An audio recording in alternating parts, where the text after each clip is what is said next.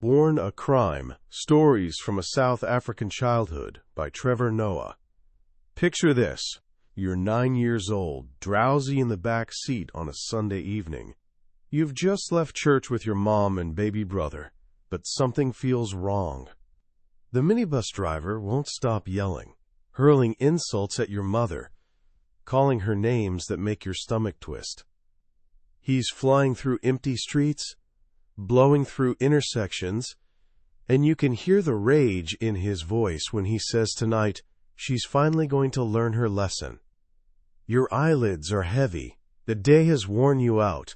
You're just starting to drift off when you feel her hand grip your shoulder. Your mother leans in close, her voice barely a whisper. Trevor, when he slows down at the next corner, I'm going to open the door and we're going to jump. Wait, what? You're half asleep. You don't quite process what she's saying. And then, whoosh, the door slides open, and suddenly you're airborne, launched from a moving vehicle by your own mother. You slam into the pavement. Pain explodes through your whole body. You're tumbling, rolling, skin scraping against asphalt. When you finally stop, bleeding and disoriented, you hear your mother's voice pierce through the chaos. Run! This wasn't some action movie scene. This actually happened to Trevor Noah on an ordinary Sunday night. Today, you probably know Trevor Noah as that quick-witted guy from The Daily Show, the one with the disarming smile who can make you laugh about politics without making you want to throw your remote at the TV. He's a global comedy phenomenon who seems to glide through life with enviable ease. But the story of how he got there? It's absolutely wild. His memoir, Born a Crime, has sold millions of copies and earned its place as a modern classic, not just because it's hilarious, though it is, but because it's this incredible tale about a kid trying to navigate a world that literally wasn't designed to allow his existence. And right at the center of everything is his mother, Patricia, a woman with unshakable faith and even more unshakable determination, who armed her son with love, laughter, and a mind sharp enough to cut through any cage. Over the next hour, we're diving into the world that shaped Trevor Noah. This isn't just your typical book summary, it's more like stepping into someone's life story. By the time we're done, you'll understand how to navigate a world that tries to box you in. You'll see how the deepest kind of love can grow in the harshest circumstances. And you'll discover how one boy, whose very existence was illegal, used his mind as his secret weapon to write his own story. Let's jump in. To really get Trevor Noah's story, you need to understand the bizarre world he was born into, Apartheid South Africa. Now, apartheid wasn't your garden-variety racism. Trevor calls it perfect racism, a system engineered over centuries, this meticulously designed police state with thousands of laws all created for one purpose, keeping black people under total control. The people who designed this system were brutally clever. They understood a basic problem. How do you control a majority that outnumbers you 5-1? Their solution was diabolical. They took the black population and carved it up into different tribes, Zulu, Xhosa, Sotho, and more. They poked at old rivalries, gave different groups slightly different privileges, and basically got them to focus on hating each other instead of the white minority ruling over them all. The foundation of this whole twisted system was separation: white, black, colored, Indian. Everyone got classified and forced to live apart. And the absolute worst thing you could do, the one act that threatened to expose the whole insane logic of the system, was mixing. Under the Immorality Act of 1927, it was literally a crime for a white person and a black person to have sex. We're talking up to 5 years in prison. And this is where Trevor's story really begins. His parents, Patricia, a black Xhosa woman, and Robert, a white Swiss-German man, committed that crime. And the evidence? Their son, Trevor Noah, was literally born a crime. His very existence was like a glitch in the system. In America, the one-drop rule meant any black ancestry made you black. End of story.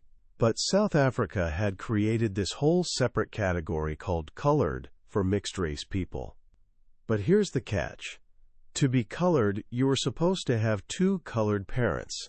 Trevor had one black parent and one white parent, which was flat-out illegal. The system didn't know what to do with him. When he was born, the doctor saw his light skin and asked his mother who the father was. She made up a story about him being from Swaziland, a neighboring country, just to give them something they could write down. Officially, his father didn't even exist. He's nowhere on the birth certificate. Growing up was like living in an elaborate spy movie. His father, Robert, this quiet, reserved guy who was fiercely against racism, could never be seen with him in public. If they went to the park, Robert had to walk on the opposite side of the street.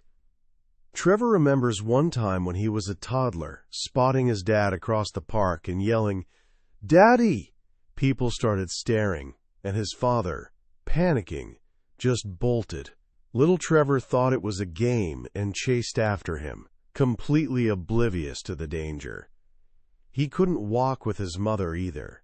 A black woman with a light-skinned child? Too many questions.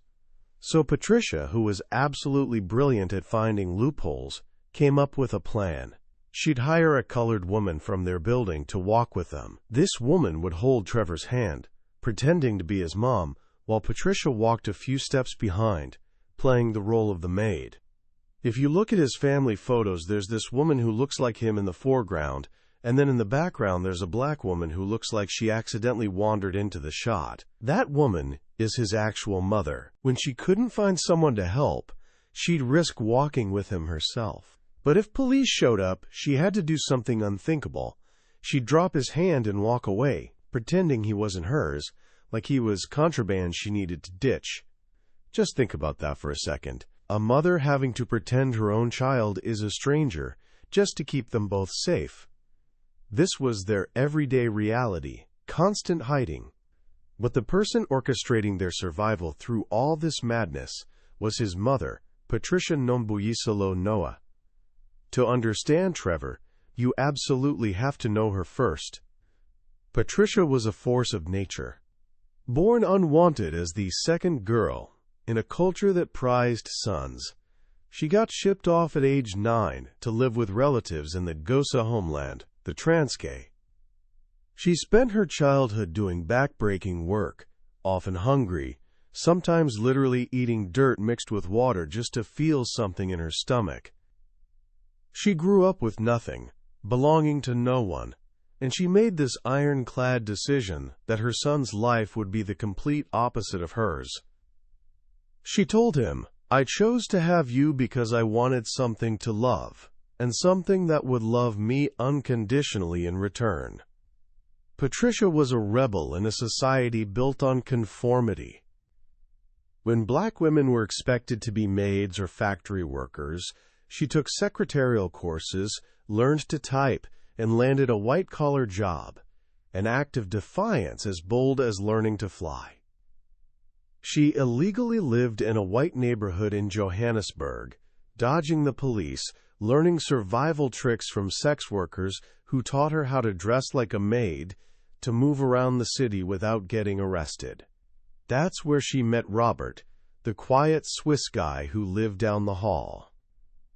Their relationship bloomed in this underground world of illegal parties, where black and white people defied the government just by hanging out together. She didn't want a husband to control her life. She just wanted a child. She famously told Robert she didn't want him to have a child with her, but rather to help her have a child. "You'll have no obligations," she promised. "Just make this child for me." This fearlessness defined everything she did. To her, apartheid's rules weren't walls, they were suggestions. And she taught Trevor to see the world the same way. Her mission was simple: free his mind. While other kids were getting crippled by the government's Bantu education system, designed to teach them just enough to be laborers, not thinkers, Patricia was feeding Trevor's brain. She bought him books, boxes and boxes of them, whatever she could get her hands on. She scored an old, outdated encyclopedia set that he'd pore over for hours. She taught him to read using the Bible, and she didn't just have him read it. She made him analyze it, question it, apply it to his life. My mom did what school didn't, Trevor reflects. She taught me how to think. She showed him a world black children were never meant to see. They'd drive their beat-up Volkswagen into fancy white neighborhoods, and she'd hoist him onto her shoulders so he could peek over the high walls and describe the mansions, swimming pools, tennis courts. She took him to drive-in movies, to ice skating rinks, places considered izinto zabalungu, the things of white people. Her neighbors and relatives would challenge her. Why show him the world when he's never going to leave the ghetto? Her answer captured her entire philosophy. Because even if he never leaves the ghetto, he will know that the ghetto is not the world. If that is all I accomplish, I've done enough. She gave him this belief that the world was wide open, that his ideas mattered, a mindset she cultivated as if he were a white kid with every privilege. She knew you can only dream of what you can imagine, and she was determined to give her son the biggest imagination possible. But maybe the most powerful weapon she gave him was language. In a country deliberately fractured by language to keep people divided, Patricia made English Trevor's first language, the language of money and opportunity. But she also taught him Xhosa, her mother tongue, plus Zulu, Afrikaans, German. She was a linguistic shapeshifter, and she passed that skill straight to him. For Trevor, this became his superpower. He discovered that language, even more than skin color, defines who you are to people. He was an oddity everywhere. In Soweto, the black township where he spent tons of time with his grandmother, kids would yell, "Indoda Yomlungu," the white man, and either run away from him or rush up to touch him to see if he was real. His own grandmother was scared to discipline him. After he accidentally perforated his cousin's eardrum with a match, his gran beat his cousins but left him alone. "I don't know how to hit a white child," she told Patricia. "When you hit him, he turns blue and green and yellow and red. I'm scared I'm going to break him." He was like a ghost, not belonging to any world. He couldn't even play outside in Soweto because his grandmother was terrified the police would see him, a white-looking kid in a black area, and haul him off to an orphanage. He existed in this weird racial limbo, but language was his passport. He tells this incredible story from when he was older, walking down the street. A group of Zulu guys started following him, and he could hear them plotting to mug him. "Let's get this white guy," they said. He couldn't outrun them. His heart was pounding. What could he do? In a moment of pure instinct, he spun around and spoke to them in fluent Zulu.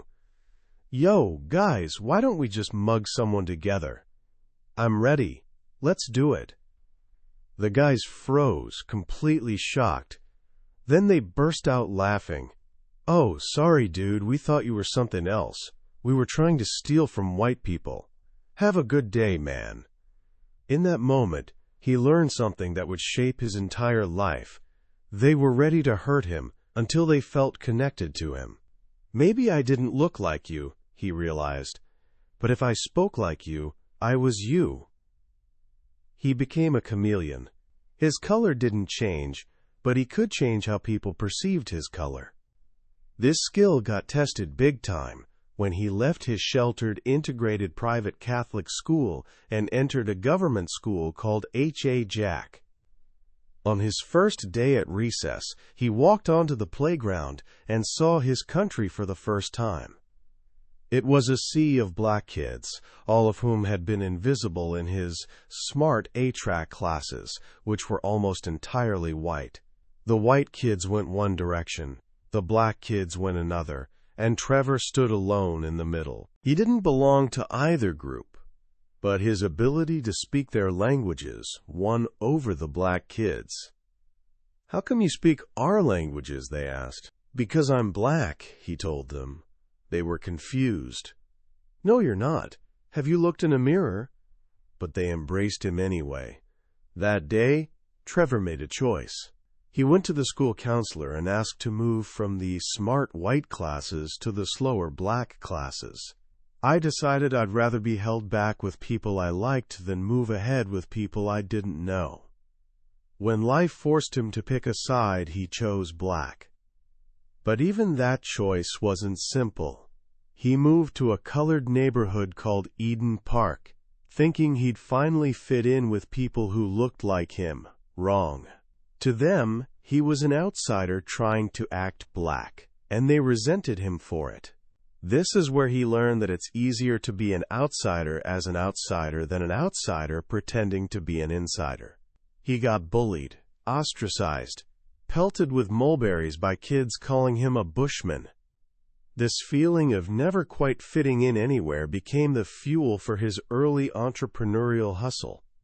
At his big, diverse high school, Sandringham, he once again found himself floating between groups: the black township kids, the wealthy white kids, the Indian kids, the colored kids. He wasn't a natural fit for any of them. So he created his own role, the tuck shop guy. Every day after assembly, there'd be this mad dash to the tuck shop to buy lunch. The line was always enormous. Trevor, being the fastest runner in school, would sprint there and always get there first. Soon kids started paying him to buy their food so they wouldn't have to wait.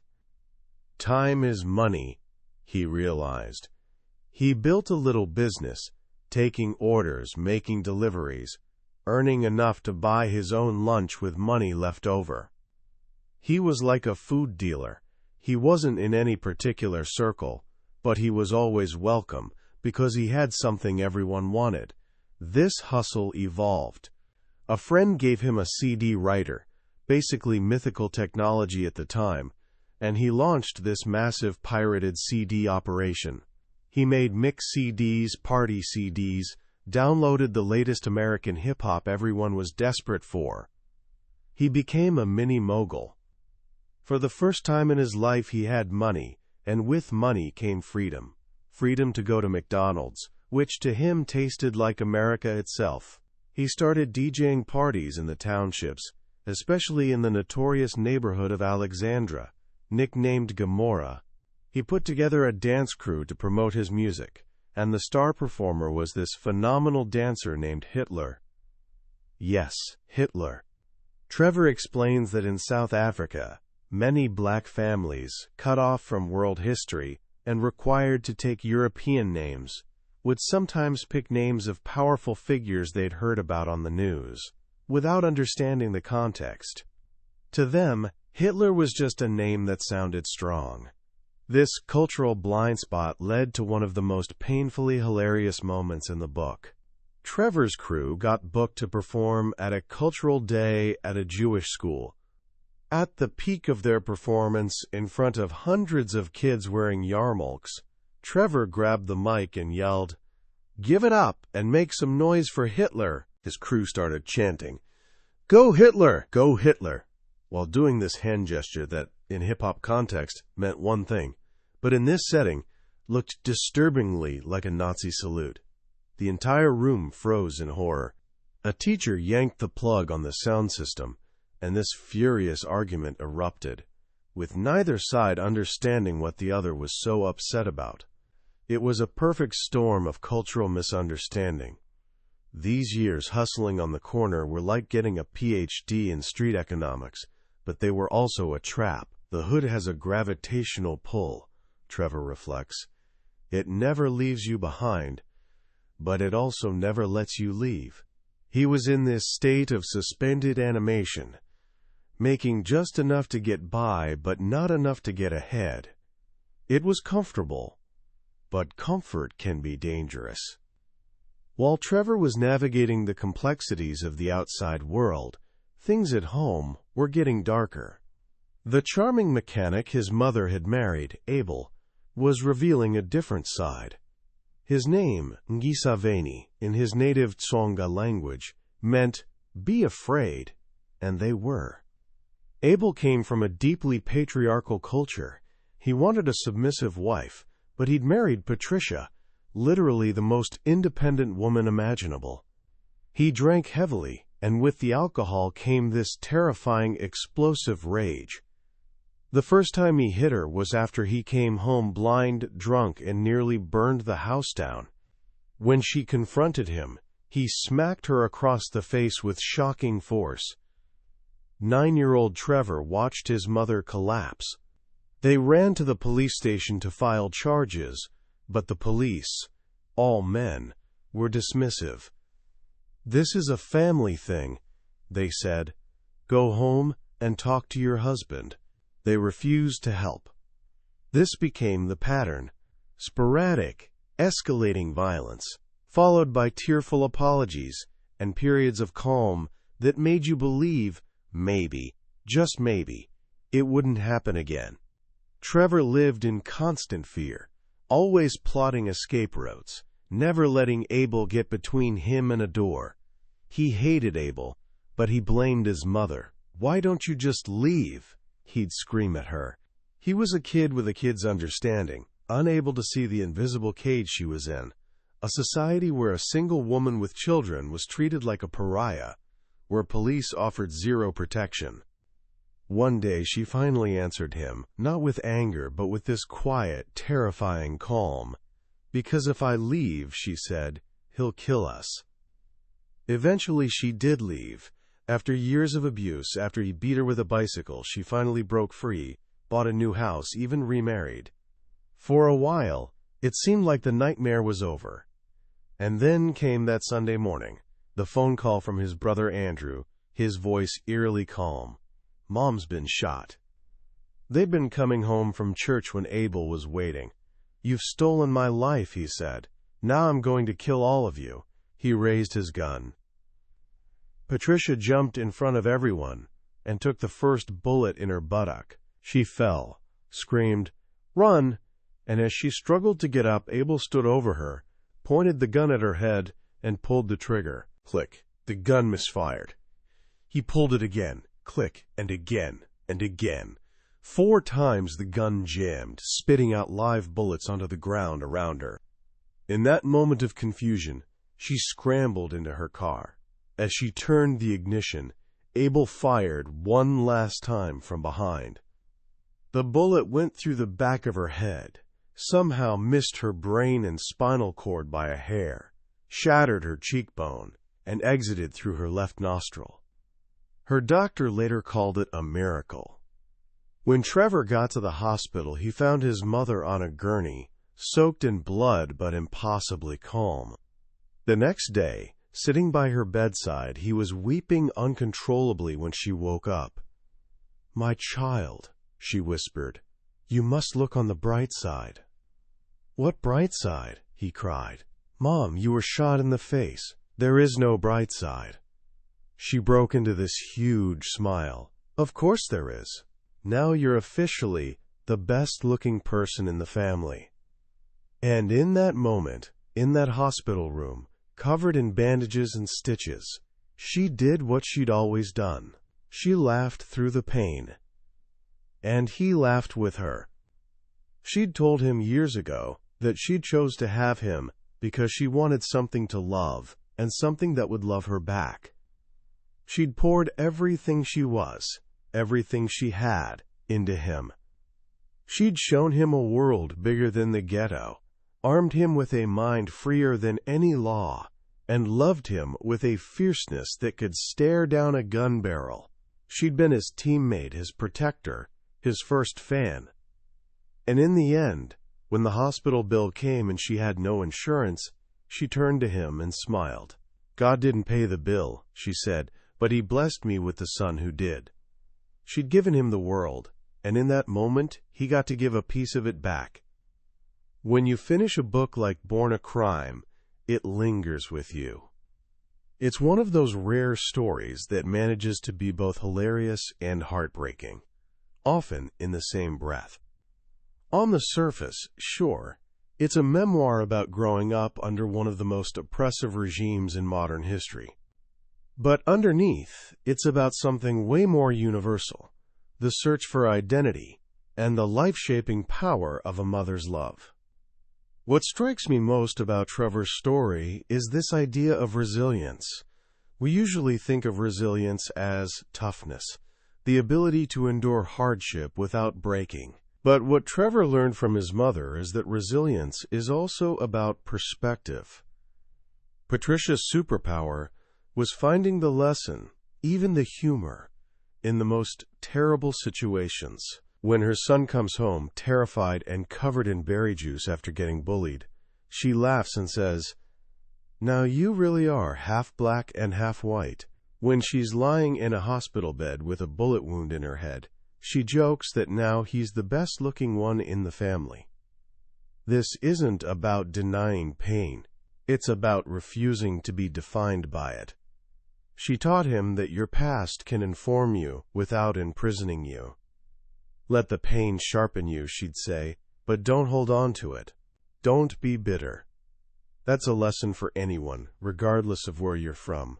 Life will throw pain at you. The question is, what will you do with it? Will you let it make you a victim, or will you use it to become stronger? The other major lesson is the idea of being a chameleon. Trevor survived because he learned to adapt. He learned multiple languages, learned to move between different social groups, to be whatever he needed to be in any given moment, to connect with people. In a world obsessed with labels and boxes, he became a master at defying them. It reminds us that our identity isn't some fixed thing assigned to us at birth. It's something we create. We can choose which parts of ourselves to share, which tribes to join, and how we define ourselves, regardless of how the world sees us. So how can we apply these lessons to our own lives? First, learn someone else's language. This doesn't have to be literal. It means making a genuine effort to understand someone else's world. Ask questions. Listen more than you talk. When you show someone that you see them as a full human being, with a culture and identity beyond your own narrow experience, you build a bridge. As Mandela said, and as Trevor learned on those streets, when you speak to someone in their language, it goes to their heart. Second, learn to mock the system. When Patricia faced the absurd tradition of women having to bow to men, she didn't fight it head-on. She overdid it, groveling in the dirt until everyone felt uncomfortable. She exposed the absurdity of the rule by following it to its most ridiculous conclusion. In your own life, when you face rules or systems that don't make sense, sometimes the most powerful act of defiance isn't fighting directly, but exposing the foolishness with humor and intelligence. And finally, look on the bright side. This might sound cliché, but in Patricia's world, it was literally a survival strategy. It's not about ignoring reality.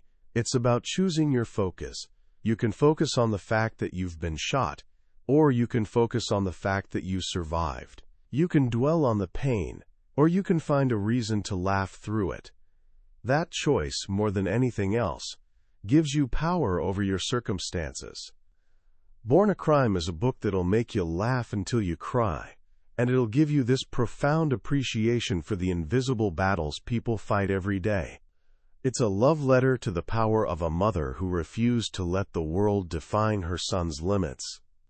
It reminds us that no matter what circumstances we're born into, we have the power to write our own story.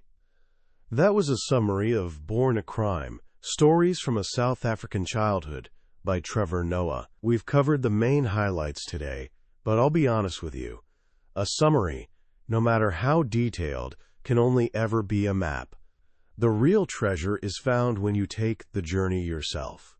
The true magic of this book is in those quiet moments when one of Trevor's stories or a simple phrase from his mother hits you in a way you never saw coming. This podcast exists to help you decide if a book is worth your most valuable asset, your time. If anything we explored today sparked something in you, I encourage you to grab a copy. Reading it isn't just about learning. It's an experience that can genuinely shift how you see the world, your relationships, and the incredible power of resilience. You can find a link to the book in the description below. Also, if this journey through Trevor Noah's story brought you any value, please take a moment to hit that like button and subscribe to the channel. It's the best way to make sure you don't miss our next exploration into another life-changing book. Thank you for joining me, and let's keep growing together.